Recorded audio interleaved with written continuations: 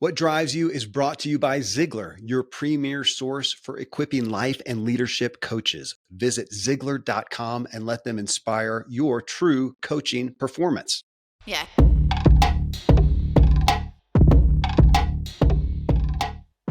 Welcome to What Drives You. I'm Kevin Miller, your host and guide to help you master your inner drive so you can live a driven, inspired, and peaceful life that sees you driving further and enjoying the ride.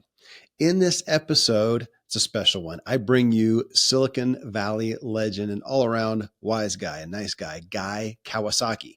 I have read Guy's books. I've had him on the show twice before. I have hung out with him face to face in San Diego. And I think our relationship was solidified after he butt dialed my cell phone one afternoon and we ended up talking about him starting a new podcast, which he did. It's Guy Kawasaki's Remarkable People. It's now become a top ranked show that you can go check out right now. But Guy is just an incredibly interesting person. He was the original chief evangelist of Apple. And he has many stories about him with Steve Jobs and the early foundations of Apple. Today, he's an evangelist for Canva, and he has been for Mercedes. But much more than that, he's just a big influence and all around fun guy. You'll have fun listening here. I brought him back on to talk about his early and current drives, both personally and professionally. And honestly, it's just a fun romp through him admitting he never had some huge visions, but he did have some clear motives and he went forth and he accomplished them and many more things. As you'll hear, some of those early motives include simply avoiding robbery, and finding a nice car. He wanted to get a nice car. You'll hear that in a second. This will be a really good showcase that you don't need some giant killing uber altruistic goals to get you driven and achieving great things. You just need some clear goals that you have faith in, you believe in, you agree with. You can connect with Guy really everywhere. The guy's a social media giant. His website is guykawasaki.com. Really encourage you to check out his podcast, Remarkable People. All right. Well, as we were just chatting about, the reason I thought of you first is because I remember you talked about an early motive of a car. Oh, do you start there and then we'll go from that point. So in contrast, maybe to many of your guests who want to dead the universe, make the world a better place, my motives, not nearly as highbrow. So I was born and raised in Honolulu, Hawaii. And I'll tell you several stories about my motive. So one is that I was raised in a semi-top part of Hawaii. Not exactly Waialaikahala for people who are familiar with Hawaii, which is just the best part of Hawaii. I was kind of the worst part of Hawaii, and so twice in my life I was hijacked. Like people ask me for my lunch money, and so. Now, that's motive story number one, because I said to myself, someday I want to be so rich that I am never going to be hijacked and robbed. I am just not going to be dealing with crime. I'm not going to be in crime areas, and I'm not going to be catching public transportation where both of these robberies occurred. So that was motive number one. And then motive number two, somewhere in my high school year, somebody gave me a ride in a Porsche 911. And I said, oh my God, I mean, this is a whole new world here of Porsches. And then in college, I went home once with my roommate, and his mother drove a Ferrari Daytona. So one night we're out to dinner, and she says, Guy, will you drive us home? So I drove the Ferrari Daytona, and I said, wow, I mean, so, people are talking about changing the world. I just wanted to change the car. Oh, well, and that's what I appreciate. As I talked about, the motive, what drives us. It's such a curiosity of mine. And we all wonder about that. In personal development, we go for, years and years consuming stuff, waiting for that catalyst that just makes us go get off the couch and go do something. And you had a car and it was strong enough to make you go do something. I got, you want to hear more motive stories? Please, that's what we're here for. So another thing is, years ago, I was driving a Porsche at the time. So I pull up to this stoplight and I look to my left And there's this car with 4 girls, teenage girls, and they're giggling and they're laughing. They're making eye contact with me. And I thought, guy, you've truly arrived. Even teenage girls know who you are. So the girl in the front seat says, roll down the window. Well, she doesn't drive a 911. You don't roll down the window. You push a button, the window goes down, okay? So she sticks her head out of the car and she says to me, are you Jackie Chan? And so ever since that day, my motive has been that one day, Jackie Chan, he's in his Maybach or his, S-Class or his Rolls Royce or whatever he's in Hong Kong. And he pulls up to a stoplight and he sees this car with teenage girls in it and they're making eye contact with him. And the teenage girl says, roll down your window, Jackie. And Jackie rolls down his window. And the girl sticks her head out and says, are you Guy Kawasaki? That's one of my motives in life. Absolutely. We need to find Jackie Chan just to make that happen. Well, I mean, you have, a pretty storied past of being at Apple and all the things that you did there. And obviously, I mean, that is the curiosity. You were driven. Even that, when you look back, even to the car, I mean, there's plenty of people who want things, but they aren't driven enough to go do them. If I ask you, just to think back, I mean, why is it that the drive was strong enough to make you go after it? Well, maybe because and I use this with air quotes, I'm only 3rd generation Japanese American, right? So I am the 1st generation of my family that went to college, and I came from, lower middle class family. It wasn't like, we're struggling to eat. Okay. So, I don't have that kind of story where, we caught the last helicopter out of South Vietnam from the embassy and they, dropped us off in Fresno, California and said, okay, here's $20 in a suitcase, have at it. Welcome to America. So I don't have that kind of true Horatio Algier story, but it's not like I was born into wealth. It's not like my name is Donald Trump Jr. So a lot of it was just the hunger that whether it's a car or whether it's, not living in a crime area or something, that was the motive. And I'll tell you a motivating story from someone I just interviewed for my podcast, Christy Yamaguchi. Yeah. So she tells this great story that in her first figure skating competition, she placed 11th. Really? And so Christy Yamaguchi, best skater in the world, said to her mother, why did the girls who finished 1st, 2nd, and 3rd get a ribbon and I didn't get a ribbon? And her mother explained that, well, Christy, you finished 11th. Only the first 3 places get a ribbon. And that motivated her. I mean, I can't tell you that single thing made her the world's greatest figure skater, but you'd be amazed. Those little things. Yeah. They motivate you. Well, so going back even into your story, how many siblings did you have? I have just one. Just one. Brother? Sister. So was she driven, hungry like that to change her demographic of living, would you say?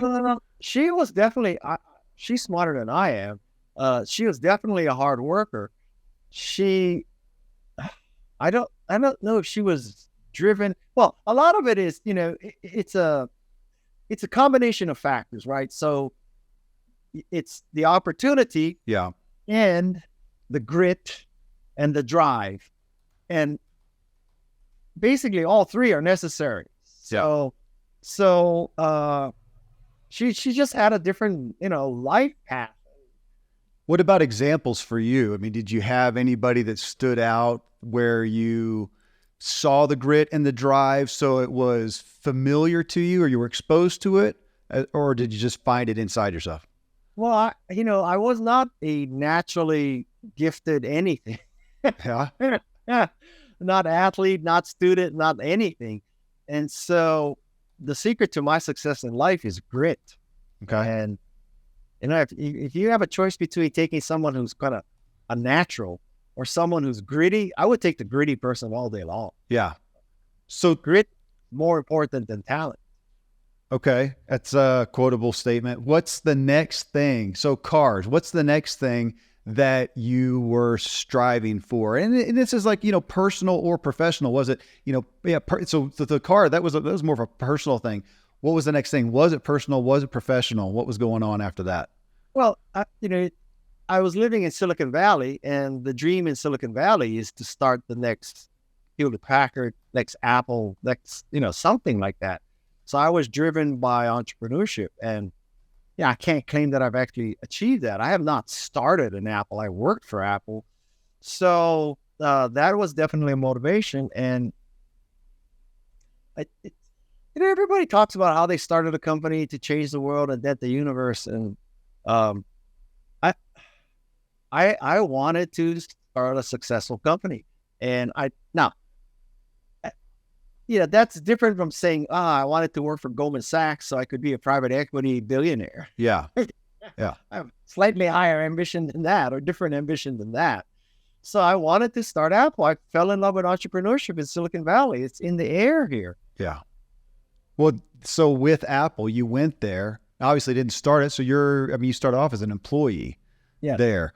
With what goals at that time? Do you think I want to just climb up the ladder there, or find your opportunity outside of that and use it as a catalyst? I thought that Apple would be a catalyst. Right. So I left Apple twice to start companies. Probably would have made tens of millions, if not hundreds of millions of dollars. Yeah. So leaving Apple 2 times, and I also declined the third offer from Apple. Can't say that was the smartest decisions in my life. What happened with those other businesses then? They did okay, but they never sort of escaped the gravity, the pull of gravity. So, nothing you would have heard of. I mean, slightly successful small software companies, things like that. Yeah. So what was the next fruition just vocationally after Apple? After Apple, there's 2 times after the third time, I guess maybe they wanted you back. Second time after Apple, and Steve offered me a job, but I declined. I became a writer and a speaker, and then I embraced social media in a great way. Very active on Twitter. And on Twitter, a company called Canva noticed that I was using Canva to make graphics. Yep. So they reached out to me, and long story short, I became the chief evangelist of Canva. And Canva is a place where you can make just the world's greatest graphics, right? So anybody can be a graphic designer using Canva. And Canva has done extremely well. We make about 3 million graphics a day, 3 or 4 million graphics a day. So Canva is. I just got a tutorial. So I have a branding guy working, and so he's been doing that. He'll pull up Canva and say, so what do you think about this and this, and work on it. So I've gotten to see it. I didn't drive, but how long ago was that you came on as? I have been with Canva for the only reason why I know this is because LinkedIn tracks it. I've been at Canva for like 6 years and 4 months. Oh, wow. Okay. So, I started my career democratizing computers, and I'm ending my career democratizing design. Okay. And then I think, as I look back, I was extremely lucky to work for Apple, and I am extremely lucky to work for Canva. I think most people can go through a career not working for an Apple or a Canva, and I've had 2. Yeah. So I've been very fortunate. I mean, back even with Apple, though, I don't know, when was it that you got billing, or you brought to light the secular evangelism concept? Well, I was recruited that way. I was Apple's second software evangelist. So the concept was that Apple was not merely a personal computer. It was, a life-changing quality of life, making people more creative and productive. It just wasn't the next kind of PC. Yeah. So that's the evangelistic approach to. And so tell me of that, because you took that not just as a role there, but you took it and embraced that role as evangelist. I mean, did you find that's just a good fit for you, or did it fit, again, a motive that you appreciated? You're ascribing to me too much thought and planning. So in retrospect, so evangelism comes from a word meaning bringing the good news. So I brought the good news of Apple, that Apple was good news, making people more creative and productive. Yeah. Now, at the end of my career, I'm bringing the good news of Canva, because Canva is empowering people to communicate better with graphics. And so I have used the evangelism shtick and methods throughout my career. Now, one of the requirements of evangelism is that you have to have a product that is evangelizable. Yeah. And to be evangelizable, you have to have a good product. That's the start of great evangelism. Well, you're also doing, you're still with Mercedes. Yes. Well, Mercedes-Benz brand ambassador, that's a real 1/10 of 1% problem. So basically I get any Mercedes I want and I'm just driving around. That's a good motive, a good thing to be driven by. Well, so as you go along, you've written how many books now? 15. 15 books. Some people say I wrote one book 15 times, but yeah, 15. Oh, well, either way. So there, when you did that, was that hey, I'm going to take advantage of my audience and, put a book deal together? Or was it, I want to impart? I think that the motivation for writing books should be purer than that. Believe me, I get contacted by authors and prospective authors all the time. And if they lead off with, I'm Joe Blow and I want to increase my speaking, I want to increase my thought leadership position, I want to increase my consulting, I tell them to go pound salt, because the reason to write a book is not because it's a means to an end. I think a book should be an end in itself. And so the reason to write a book is because, you have something to say, butthead. And so if you don't have anything to say, don't write a book. Yeah. Because, nobody's waking up in the morning saying, God, if only I could help Joe Blow increase his speaking or his consulting, that's what I want to do. Where is that book so I can help you? Nobody gives a shit. So where, if you look at your books, which one or ones, what are some specific messages you wanted to impart, you wanted to bring forth, and it was worth you putting a book together for it? It's like telling someone with 15 children, what's your favorite child? I think that the book for entrepreneurs is definitely The Art of the Start. The Art of the Start 2.0. It explains everything you need to do to start a company. And I don't mean just, how to ship a minimum viable product. I mean, that is a book in and of itself, but I cover it enough so you understand the concept. So I cover all aspects of starting a company, the funding, the product development, the recruiting, the sales, the support, all that kind of stuff. So it is like one-stop shopping for starting a company. So that's for entrepreneurs. My latest book, Wise Guy, is a compilation of stories that have influenced my life, such as getting robbed, such as getting a ride in that Porsche and the Ferrari. So it's kind of like Chicken Soup for the Soul, except it's all guys' stories. I tried to name it Miso Soup for the Soul, but my publisher wouldn't go.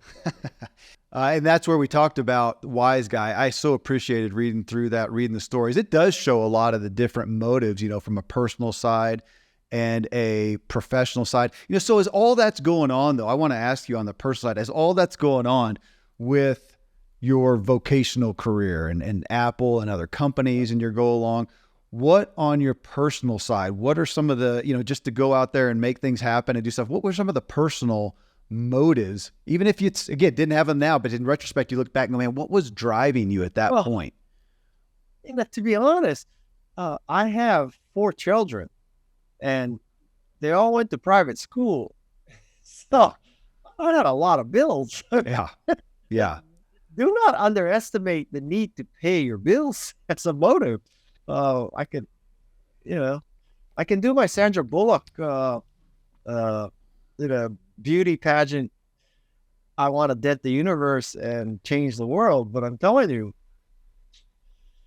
you got bills, you got to pay. I mean, when you're okay, so going to your kids, when you talk about evangelism, bringing the good news, what have been some of the drivers as a father that you've wanted to evangelize your kids towards? Well, I hope I've imparted some of the values that my parents imparted to me. And it is about, honesty. It is about respect. It is about the need to help people who are less fortunate, that if you are blessed, You have an obligation to help other people. Now, I'm not holding myself up as a role model, Okay. a la Charles Barkley. Uh, Parenting is one of the hardest things. I mean, if you thought business was hard, oh my God, parenting is much harder. Yeah. With your, what are your kids' ages today? They are 27, 25, 18, and 15. Where do you see them on this on this aspect of motive and drive? My kids, I've got a lot of kids, and I so often just found myself, what I hoped for them. I mean, I hope that I would hope for them to have something they want, something they drive. And I think we're in a culture where people want less and less, other than just the immediate appetite, shallow appetite, but we want less and less of anything of value, to go out and actually get off the couch and do something. And so, I saw with my kids, and gosh, I want that. We've had those discussions. Where do you see your kids? Well, and I'll ask you too, because as you know, and have seen so often people who came from, let's say, humble beginnings and said, I want something different. They went forward and you created something better. That's all your kids know. They don't know super humble beginnings. Yeah. So I'm telling you that I think there's definitely a dilution of motivation and grit the longer your family has been in America, right? So that first generation starts with nothing. They save what they can so that the second generation can at least go to high school. And then the next generation makes it so that the third generation can go to college. Yeah.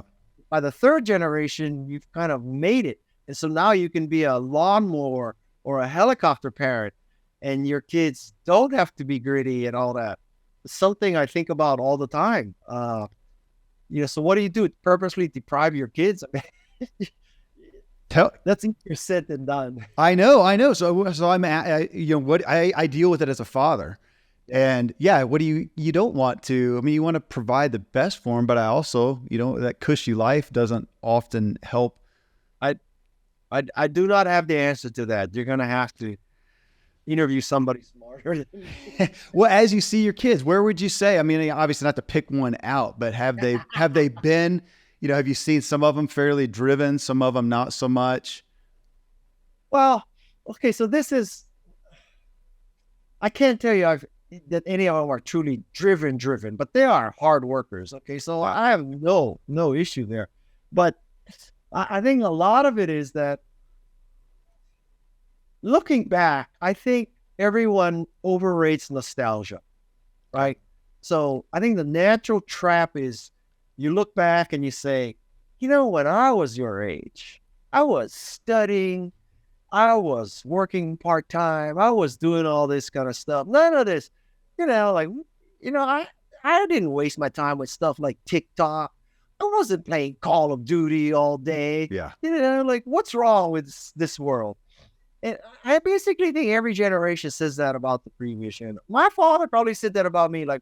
You're watching this Disney movie every Sunday night, and you're watching Ed Sullivan, and, you're watching TV. I never had TV. And I think a lot of it is just kind of retroactive, remembering the past differently. I think nostalgia is overrated. That this concept that, good Americans, they used to eat family dinners together and they discuss politics and religion and, intellectual stuff. And then after that dinner, they went into the family room and they played board games and they interacted even more. What family do you know that did that? So, listen, if my kids answer my text message, man, I consider that a victory. So. Yeah. Well, and I asked that question. I care about their drive. With my kids, I find, what I most care about, man, I want them to care for each other and care for other people. Well, kind of back to what you said, those values, even if they're not the most driven. But then, at some point you want them to leave home and go do something productive. Well, one solution is to set up your living trust such that at the point you die, that they get a third of your estate at 30, a third at 35, and a third at 40, right? Yeah. So it's not like the moment you die, it's time to go buy the Ferrari and Porsche. Right. Where you today, Guy? I mean, so you've got your last book was Wise Guy. Is there another book on the horizon? Oh, I have fallen so in love with podcasting. I don't know if I'll ever write another book. Of course, I said that 14 times, but Yeah. I think that podcasting is a superior platform. The publishing world, just-in-time publishing is a myth. Okay, so it takes a year to write a book. When all the dust settles, it probably takes 9 months or a year for your publisher to get it into the distribution channel. So, call it a year and a half or 2 years to finish your book. Whereas podcasting, every week you can release something. Every week you can change. You can go back and change it in your podcast, right? You can edit the sound. And so imagine if you were writing a book. Oh, okay. So imagine you finished a book 6 months ago about how to be an entrepreneur in the year 2020 and beyond. Yeah. Okay. And then we have this pandemic. Basically, there's nothing in that book is probably relevant anymore, right? That book is probably saying, well, you get your pitch, you go to Silicon Valley, you meet with them, and you whatever, right? I mean, you look for low cost manufacturing overseas. You don't want to own property, so you lease a space from WeWork. I mean, can you see where just about everything I just said is wrong to them? And so, but versus a podcast, tomorrow's podcast can say, this is what you have to do. Yeah. Can't do that with a book. So tell me about that. It was because it was the show. I think it was that last one that I did with you on Wise Guys when you were thinking about starting a podcast. Yeah. And can we divulge what your initial name of the podcast was going to be? Well, there were several, but one initial name was going to be Wise Guy, right? Yeah. Well, I remember Duh. Oh yeah. Okay. So I seriously, for those of you who are watching, you may now close your browser. Be like, why would I listen to this idiot? So I seriously thought about naming my podcast Duh. I was interested in it, in the name. Seriously, it was. Well, maybe I was wrong. I should have named it Duh. But the problem with Duh, and for those of you who hopefully are understand the context of what Duh. I mean, Duh is like duh. Yeah. So it was going to be positioned of this is kind of wisdom from smart people that duh you should understand. I think the problem is that it undersells my guests because you would not associate an interview with Jane Goodall, Margaret Atwood, Steven Pinker, Stephen Wolfram, Stephen Wozniak, Andrew Yang, Roy Yamaguchi, Christy Yamaguchi, Sean Thompson, Bob Cialdini. You would not associate such remarkable people being on a show called Duh. Yeah. So that was the problem. Now, Duh sounds more like, dumb doing stupid things that could get them killed. Yeah. That makes sense. So remarkable people. Now, I was going to ask you again, motive behind that. Now, you just said wisdom from smart people. Is that your hidden tagline for the show? Is that the purpose of the show? In the spirit of transparency, there are two versions of the purpose and story of the show. Okay. Story number one is what you said. I have remarkable guests. I would put my guest list up against anybody in podcast. I would too. I've seen it. Yeah. Including Terry Gross. And so it is about getting remarkable people to talk about their careers so that, the listener can get to be a little more remarkable too. But by listening to Jane Goodall, you will learn something. I guarantee you. Okay. So that's story A. Story B was related to your question about book publishing. So when I released Wise Guy, I did a lot of podcasts, for example, with you. Yes. And I would talk to a lot of these podcasters and I would ask them, so, what is the business model for podcasting? And they said, well, we run an ad in the front, run an ad in the middle, we run an ad in the middle, at the end. I said, so how much do you charge for each of these ads? And they said, well, $25,000 for the first one, $20,000 for the second one, and $15,000 for the third one. So I do the math, I can add up 25 and 20 and 15 and, get 40 or 50 grand. And I say, so how often do you do a podcast? 52 times a year. So I can multiply 52 times 50 and get $2.5 million. And I said to myself, why am I writing a book? Yeah. It takes a year to write a book, 9 months of aggravation, and then you get an advance, and you never get any more than the advance unless you truly strike lightning and you exceed the advance. Not many books do that. And so I just looked at that. I said, so I'm writing a book that takes a year that I cannot change, once I finalize it. It's going to be out of date the moment I send it. I'm going to get an advance. I'm never going to get any more money than the advance.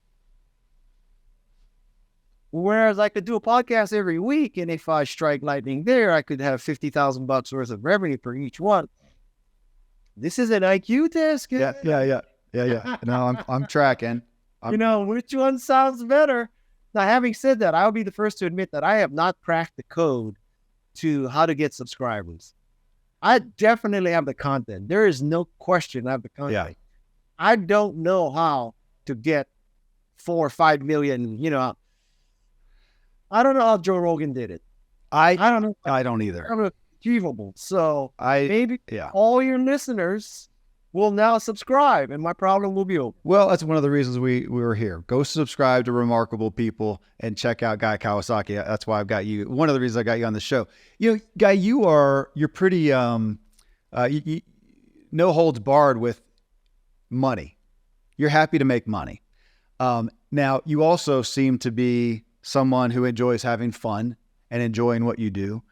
And looking at what you've done, I'm also going to say, even though I don't know if you like being held up in an altruistic pedestal, but you also like to do good. You talked about values. I mean, you want to do well, to serve people well in there. But those three, money, doing good, having fun, back to motive. I'm thinking about myself too, but how do you, because sometimes you're driven more by one thing than the other, depending on the circumstances, depending on the season of life. I don't necessarily think that, it's a zero-sum game, that if you do things for money, you cannot do things for good. If you do things for good, you cannot make money. Agreed. So I think you can do all three. And, there are cases where, like, I believe in the Robin Hood theory. So if a Fortune 500 brand calls me up and says, I want you to speak or do something, but if a Fortune 500 brand calls up and says, I'm having a sales conference and, will you speak? I tell them my fee, and I don't really negotiate, because I know that, if Fortune 500 brand is bringing 2,000 people to Orlando, they're probably spending $1 million on the wine, right? Yeah. And so you're telling me, you can spend $1 million on wine, but you can't pay your speakers because what? I mean, if you want an opening or closing speaker that's going to set the tone for the whole conference, but you want him to make less than you're spending on wine? So there's that part of me that's like, the reason why you rob banks is because there's where the money is. On the other hand, if it's an educational institution, if it's a not-for-profit, I don't, it's not about the money, right? So now, if it's a university that has a $50 billion endowment, that's kind of like a Fortune 500 brand, right? Totally. But if it's a high school, or if it's a community organization, or it's a tech association of Santa Cruz, that's part of your moral obligation. Yeah. And I will tell you that it's part of your moral obligation, but believe it or not, it does sometimes, in fact, oftentimes pay off, because what I've noticed is the more this is again pre-pandemic, right? All right. The more you speak, the more you speak. And so what happens is you speak for a tech association, and lo and behold, the spouse of the VP of sales or marketing of a Fortune 500 brand is there. Spouse goes home and says, honey, I just saw this great speaker. He would be perfect for your sales conference. Well, that conversation would have never occurred if I had told this not-for-profit or this community association, you got to pay me. I don't speak for free. And so even something like this I'm doing with you, knock on wood that some spouse, some significant other, or the person himself or herself is watching this and says, wow, Guy is pretty good virtually. He could pull off a virtual conference talking about motivation, talking about enchantment, evangelism, innovation. We should bring him in as a keynote speaker for our virtual conference. And it happened because I said, hey, Kevin, go for it. Let's do it. Yeah. Yeah. You talked about, you get hit up by, by authors, would-be authors, you get hit up by companies. So again, looking at that, talking about motive, looking at money, doing good, having fun. How often so you're going to look at the money and see, is it worth your time, regardless, for the most part? Is it worth your time for whoever, it is, and how it's going to serve them? On the, doing good, having fun, how often do you turn stuff down because you say, regardless of the money, I'm not going to support that? Wait, so you're asking if they had the money? Uh-huh. I turn them down? Mm-hmm. Well, or there have been some times when you wish you had, in retrospect. Well, a lot of it's self-selection, right? So if a company is interested in me, they kind of know that, where I stand on certain things, such as politics. Yeah. But I never discuss politics in my speeches. But, let's just say that the CPAC or the Republican National Committee is not contacting me to speak at a Republican event, for example. And I have turned down speeches for tobacco companies. Yeah. Right. Because I don't know how you can make the case that tobacco is something that you should try to help them figure out how to evangelize tobacco so you can kill more people. Yeah. Right. Yeah. So, I have a line there that I draw. I have spoken for a company that made slot machines. I had to think twice about that one. But, would I do keynote speaker for the NRA? No. So, okay. That's my bright, hard line. So if we take money off the table, now I'm just getting again into drive, into your interest. Money's off the table, or just assume that whatever you're going to do next, this next speaking gig pays $500,000 regardless. $500,000? $500,000. You get to speak, Guy, for 45 minutes on the topic of your choice. What is it? Well, okay, assuming it's not, tobacco or guns or something, right? Is that part of the... No, you get to speak, you get to choose. You get to speak on the thing that you would want to impart. Well, it's a mean question. I'm putting you on the spot. I'm thinking of myself too. What would I say?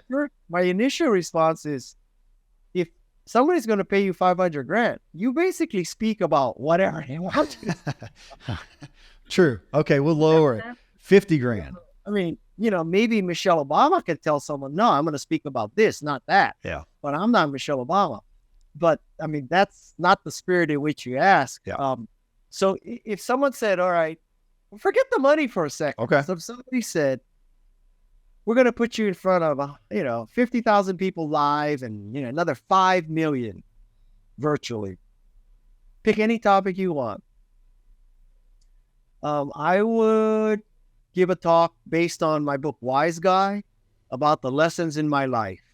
And the lessons in my life, including the role of education, the role of this motivation, the role of innovation, like just the major lessons of my life. That would be the speech I would give. I would come to that. And again, I'll point back to the book. I did so appreciate just reading through, and it was almost like a memoir in essence, but how you wrapped it up with, that's why I had you on the show about it, and how you wrapped it up with those lessons. I had a guy, David Meltzer. Yeah. And he talked about similar thing about the lessons, that it's great to have those lessons. I talked to both you guys in a short amount or in a concise amount of time. And he talked about that. If you're doing something over and over, repeating something wrong, you have not learned the lesson yet. And it really, Guy, I'll attest to you, man. It brought me to, in reading your book and hearing David, to thinking about what are the lessons that I have learned. And I actually went back some and thought, because I know there are there, but I hadn't really, I just hadn't written them down. I hadn't really given them the gravity that they have, and to look back and go, what are the lessons? And then also going forward to look at, the next maybe difficult thing or challenging thing or blessing even, and go, okay, what is the lesson of that? What is in my own, faith and believing that there's a bigger picture going on, to go in at what is the lesson? What should I see here? I could make a case that, I don't know about you, but I think things are slowing down. I mean, you're definitely getting, at least I am, I'm getting 2 hours back a day from not driving around. Totally. Yeah. And I used to, pre-pandemic, I would drive my son to school. That's half an hour one way. Then I would stop at a coffee shop and sit there for 2 hours. So not totally unproductive, but certainly it took me longer to eat breakfast in a restaurant than now I make myself a cup of coffee and a peanut butter and banana sandwich. Yeah. So then there's that. And then sometimes I would eat lunch out. That's another hour. Then I would go pick up my kid, half an hour there, half an hour back. Now we have time to be reflective, honestly. How do you, look, so let's hit right here, right now. Motive, looking at what has driven people. Now life has come to a stop in a lot of senses for folks. So I think that motivation is, for many people, is going to be economic survival. Yeah. I wish I could tell you it's all going to be about self-actualizing your life goals and, enrichment and all that kind of stuff. I literally think it's survival. I mean, if this number is true about, I don't know, whatever the number is, half of Americans have only in their bank account, 1 month of expenses. That's a big freaking deal, man. Yeah. So I don't, listen, I wish I could, find some other speaker who'll tell you, yeah, it's all about realizing your dreams and digging deep into your soul and finding your inner child and all that. God bless you, man. But I think it's just, how do we make ends meet? Yeah. Yeah. Hey, thank you. Thanks for the candor. That's why I appreciate doing these shows with you. And grateful for the wise guy wisdom that you impart. Thanks for being with us again, man. Well, friends, I just so much appreciation for Guy. I know you got a lot of value out of it. Again, you can get him at GuyKawasaki.com or any social media. Just type in Guy Kawasaki. And again, whatever you're listening to podcast wise right now, just type in remarkable people and you'll find him talking to remarkable people. And if you got value, please leave us a rating on Spotify and Apple. Leave a review in Apple. Let people know what you think. And thanks to all of you who've been doing that recently. You can see the shows on YouTube and social media at kevinmiller.co. And if you want to learn more about how to master your own drive like Guy Kawasaki has, check out my book, What Drives You, on Amazon in any format that you want to. And until next time, stay driven. Yeah.